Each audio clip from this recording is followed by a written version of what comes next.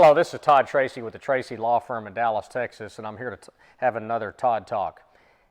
You know, there's been a lot of news lately about autonomous driving vehicles, and I want to talk with you today. And I've brought a special guest, Mr. Steve Sison, who actually has some special insight on autonomous driving vehicles. And Steve, I want to ask you, because it's been in the news a lot, that if you read the newspapers, that we're getting ready to be inundated with autonomous driving vehicles, that the driver of the vehicle can put their car on autopilot and throw everything else away. Are we there yet?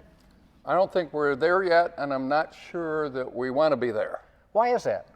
Because if you think about it, there's a lot more traffic down here on the ground than there is in the air.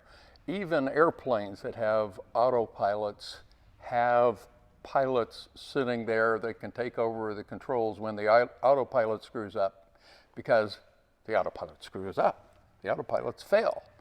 And the same thing is going to happen with autonomous driving cars.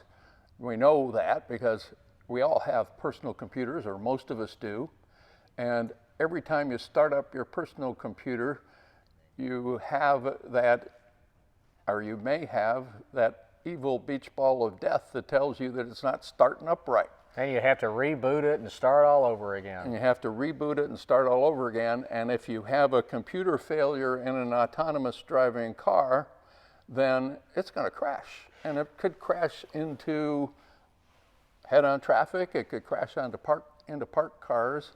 And they've already had crashes with these self-driving cars. I've always thought of it this way.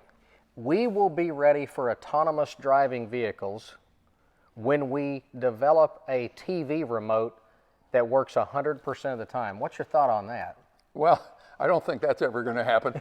I mean, my TV remotes don't work most of the time, and so I think, and you think of how simple it is. When you're dealing with safety systems, the most important thing with regard to a safety system is the KISS principle. Keep it simple, stupid. And when you're dealing with something like an autonomous driving car, you're getting into incredible complication. It's got to have the capability of seeing cars in every direction. It's got to have the capability of seeing pedestrians. It's got to have the capability of avoiding kids darting off of the sidewalk. Now, I want to take you to that example. When an autonomous driving vehicle is driving down the road, and I want to take you to a comparison. A person driving down the road, a child darts in front of it. What does the person that's driving the vehicle do? Well, they normally try and steer and brake. What does an autonomous driving vehicle, what is it programmed to do? Well, so far, at least, they're programmed to just slam the brakes on. So there's no evasive action turning to the left or turning to the right on the vehicles that are on the road today that are autonomous? Not so far. Now, maybe they will do that, but obviously the difficulty with pedestrian dart outs or crossing vehicles is it's unpredictable where they're going to go next.